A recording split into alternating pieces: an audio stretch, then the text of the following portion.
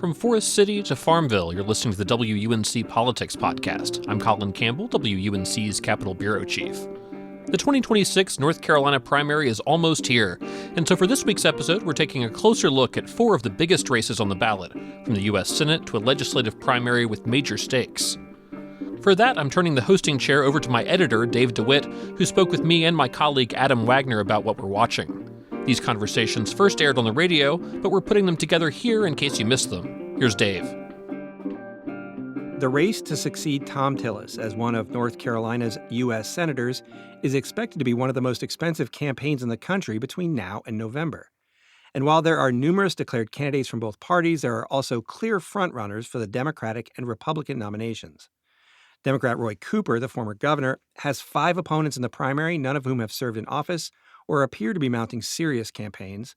But on the Republican side, presumed nominee Michael Whatley does have some serious challengers. Adam Wagner from the North Carolina Newsroom is here to offer some analysis of the GOP primary for U.S. Senate. Hi, Adam. Hey, Dave.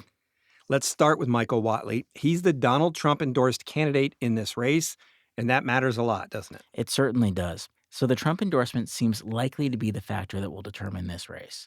GOP primary voters are really looking for someone who's a more staunch supporter of President Trump's agenda than Tillis has been, and Whatley seems likely to offer that. There are 3 candidates who've declared but are, not running super significant campaigns: Richard Dancy, Thomas Johnson, and Elizabeth Temple. But 2 other candidates are mounting notable challenges in the primary. Don Brown is an attorney, former congressional candidate, and Michelle Morrow was a Republican nominee for state superintendent 2 years ago, a race she lost. Let's start with Brown. Who's he?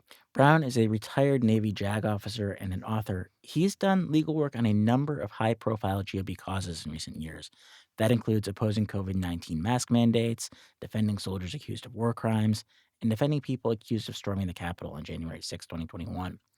Brown entered this race even before Tillis bowed out, and he's been making the case now that Washington officials and money shouldn't be deciding a primary for North Carolina.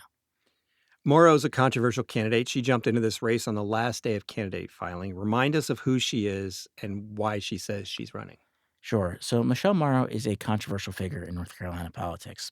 She came up as a part of the Moms for Liberty movement earlier this decade and was able to parlay that into the successful primary challenge against incumbent state superintendent Catherine Truitt.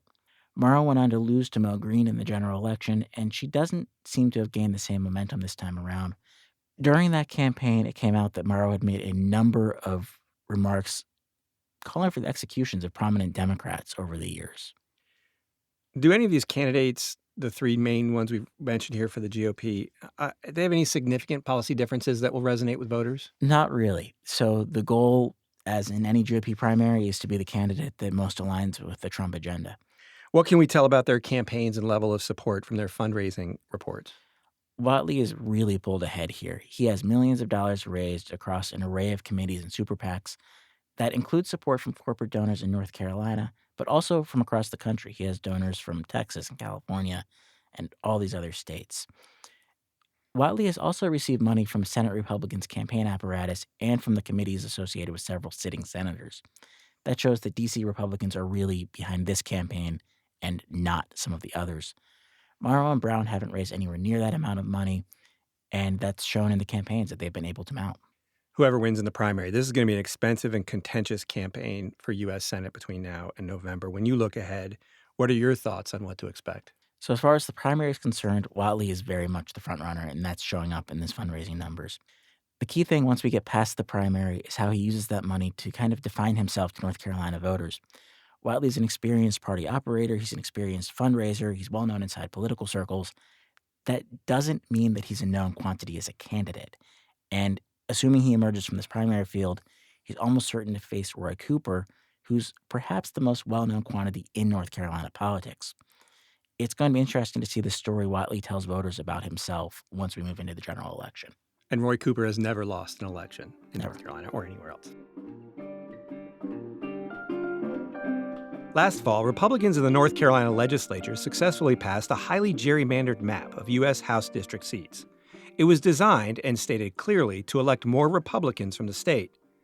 The map is likely to result in very few competitive races for Congress this fall. But it set the stage for a bit of a free-for-all in one district primary, as 5 Republicans are vying to earn the nomination in the 1st District. That district was expanded to cover most of the northeastern part of the state and down to the Outer Banks and Carteret and Craven counties. Whoever wins will face incumbent Democrat Don Davis, who is running unopposed. So there are 5 Republican candidates, 4 of whom have political experience and a base of support. Let's start with one political newcomer, Ashley Nicole Russell. Who is she? Why is she running? Sure. Ashley Nicole Russell is a family attorney from Carteret County. She is a pretty strong supporter of President Donald Trump, as is every candidate in this race. Russell said that the Charlie Kirk assassination kind of galvanized her decision to run. Eric Rouse, a Lenoir County commissioner. Who's he? He is, like you mentioned, a longtime Lenoir County commissioner. He's run for Congress before unsuccessfully. He announced that he was going to jump into this race before the district's redrawn, and his home in Kinston is actually in the 3rd district now, but he stayed in. He is a small businessman and says he wants to shrink government to support other small business folks. People who follow the legislature very closely will know Bobby Hanig. He's a pretty well-known figure there. Why is he running for this seat? Yeah, Bobby Hanig has represented 15 counties in the northeastern part of the state over the course of almost 5 terms in the General Assembly now. He spent 2 in the House, several in the Senate. His profile rose last year when he really opposed this legislation that would have banned inshore shrimp trawling in North Carolina, and that could benefit him in this district where there's a bunch of coastal counties and a large commercial fisherman presence.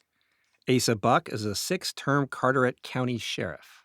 So Asa Buck has boiled his campaign message down to lower taxes, less government, more individual freedom.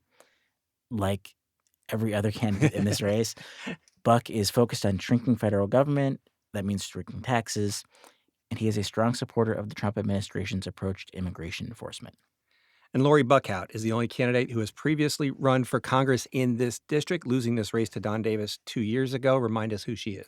So Buckhout is an Army veteran and businesswoman who, after losing that race, went on to serve as the acting assistant secretary for cybersecurity in the Trump administration. One thing that's notable here is that her loss in 2024, the margin that she lost by, was slimmer than the number of votes that the Libertarian candidate in the race received. He is also back in this race. His name is Tom Bailey. He lives in Greensboro, but when we get to the general, could potentially suck votes for Republicans again. So none of these 5 candidates have the specific endorsement of Donald Trump because he hasn't given one, and they all have some level of local support. Do we have any sense if any of these candidates have specific momentum or have differentiated themselves enough with voters? The strongest indicator we have right now is some polling from Emerson College that was done in early February. It shows that Buck and Buckhout have pulled ahead of the other 3 candidates, but there are still 36% of voters who are undecided, and that was the largest chunk of anyone. So we've got a ways to go here. And whenever there are this many candidates, it raises the likelihood of a runoff. That happens when no one candidate gets at least 30% of the vote. Is that a possibility here? And remind us of what happens if that happens. It is definitely a possibility here with 5 candidates, 4 of whom seem to have locked in political support in different corners of the district. In that event, the second place candidate would have the option of requesting the runoff election. That would be a second primary. It would take place on May 12th. We've seen runoffs recently in North Carolina GOP primaries, including in the lieutenant governor's race and in the auditor's race in 2024. Thanks, Adam. Thanks, Dave. Adam Wagner is an editor and reporter for the North Carolina Newsroom.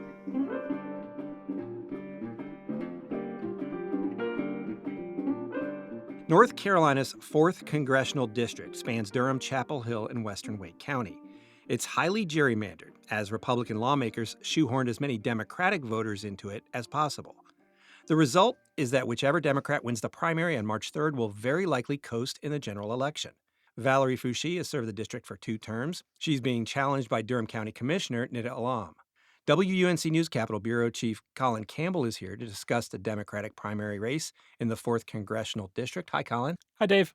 So let's go over who the candidates are. Let's start with Valerie Foushee. So Valerie Foushee is very much a longtime political figure, particularly in Orange County in the Chapel Hill area. She started out serving on the school board and the county commission, worked her way up into state legislature, was a state senator for a number of years, and then about 4 years ago, when Congressman David Price, who's been representing that area for a very long time, retired, she stepped up and was able to win that seat and has been in Congress since. And so who's the challenger? Nida Alam. Nida Alam is a Durham County commissioner. She's the first Muslim American woman to hold elected office in North Carolina. She's a lot younger than Foushee, tends to be a little bit more towards the left.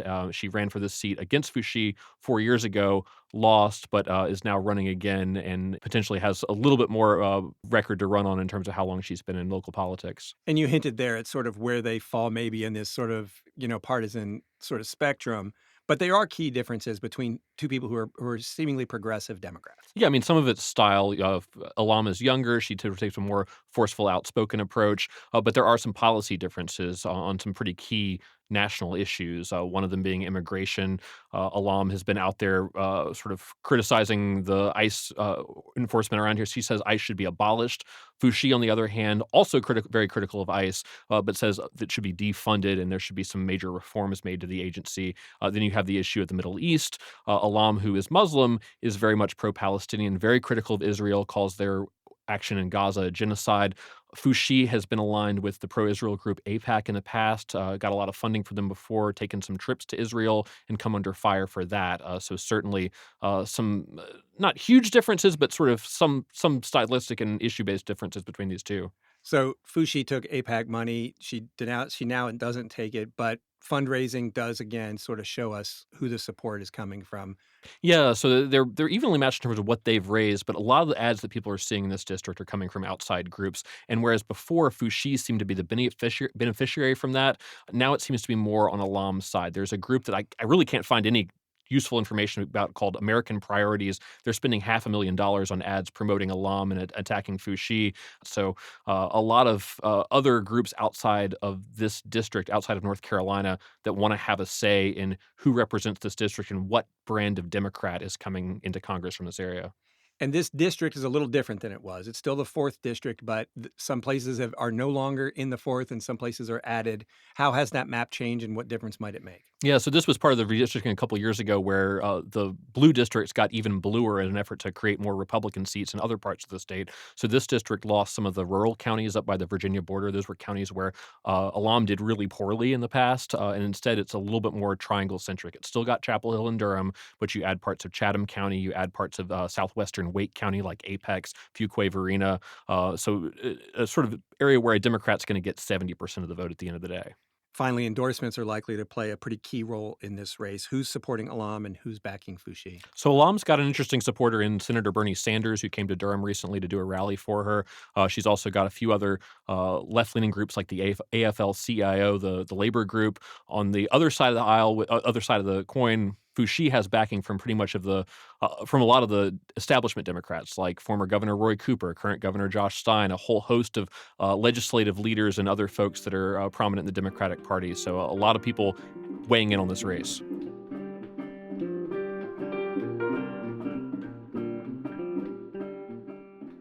Republican Phil Berger has been the most powerful lawmaker in North Carolina since he became Senate President pro tem in 2011. He's had a strong hand in every state budget that has passed or not passed since then, as well as a slew of laws that affect every aspect of life here in the state. This year, Berger is facing a primary in his home Senate district in Rockingham County near the Virginia state line. Sheriff Sam Page is a visible, well-known, and powerful political force in his own right. So tell us who Phil Berger is, and we'll get to Sheriff Sam Page in a second. So Phil Berger is essentially the most powerful politician in the state. He's been the leader of the state Senate Republicans since Republicans took power back in 2011. He's been in that role ever since. He's been representing Rockingham County and these other communities north of Greensboro way back to the very beginning of this millennium, essentially. So he's been in power for a long time and clearly has a stranglehold on power in many ways. Yeah, he has for decades. Sheriff Sam Page is a powerful figure in his own right, but really locally there in Rockingham County. Yeah, he's been in office actually longer than Berger. He first was elected sheriff in Rockingham County in the late 90s, so also a very well-known figure in this area. He wears a cowboy hat around, so you sort of know that he's the sheriff in this community. So a lot of people have asked since Sheriff Page announced he was running in this primary, why is he doing this? So this all stems, I think, from this debate over casinos. There was a plan to put casinos in a couple of rural areas of the state. Phil Berger really championed this idea. One of the locations was in Rockingham County and had a lot of local opposition and outcry, some of which was led by Sam Page. And so there's this general sense that Page is sort of building on of feeling like Berger, because he's been in Raleigh so long, is out of touch with what the people in this district wants, that he's more interested in some of the corporate interests that are controlling the flow of business in the state legislature. And so that seems to be the thread of opposition that Sam Page is tapping into. So let's talk about some of the key factors in the race. First, President Donald Trump. So Trump has put in an endorsement in this race. Page, for a long time, has really tried to align himself closely with President Trump. But at the end of the day, when Trump actually made an endorsement, it was for Berger. He also said nice things about Page, but the endorsement came after the Berger and the legislature redrew the congressional districts to favor Republicans. This was something the president had asked for. A lot of times we can tell what factors are important in this race by where the money comes from. So where's the money coming from, both for Page and for Berger? So as you might expect in a race like this, Berger has a big financial advantage in getting his message out in terms of TV ads, attack ads, that sort of thing. He's raised well over $1 million himself from a lot of coming from PACs that have business before the legislature. There's also an outside group called NC True Conservatives.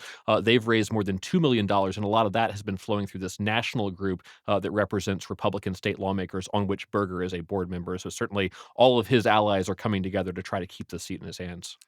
Polling can be hard to come by with races sort of in these specific districts, but what do we know about how close or not close this primary might be? So yeah, there's not been a whole lot of polling in this district, but the polls that we have seen that have not been run by the campaigns or somebody with a stake in the outcome seem to indicate a pretty close race. An interesting dynamic about it is Rockingham County, where both of these men are actually from, seems to be more in favor of Page, whereas Guilford County, the area around Greensboro that has a big chunk of this district, tends to be more in Berger's favor. So a lot of this may come down to who actually comes out, who feels strongly enough about this race to actually weigh in favor of one of these candidates. So looking ahead, what happens in the state Senate if Phil Berger happens to lose this primary? I think the balance of power completely goes out the window in the state Senate, particularly as we look at the short session that comes up in April, the ongoing budget stalemate that really stems from Phil Berger's strong feelings that you've got to keep the scheduled income tax cuts coming regardless of what the revenue picture looks like. I think you end up with this power vacuum in the Senate that other Republican senators can kind of do what they want if he's a lame duck, and that, I think, advantages the House in some of these negotiations as we go through the legislative session this year. Fascinating. Colin Campbell is the Capitol Bureau Chief at WUNC News. Thanks, Colin. Thanks, Dave.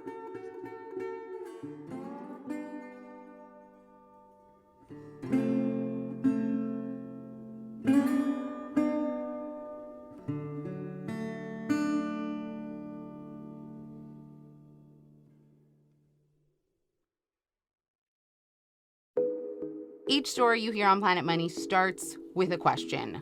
What happens if we refund tariffs? Why are groceries so expensive? At NPR, we stand for your right to be curious, because the forces shaping our world can be hard to see. Follow NPR's Planet Money wherever you get your podcasts and start seeing how the economy really works.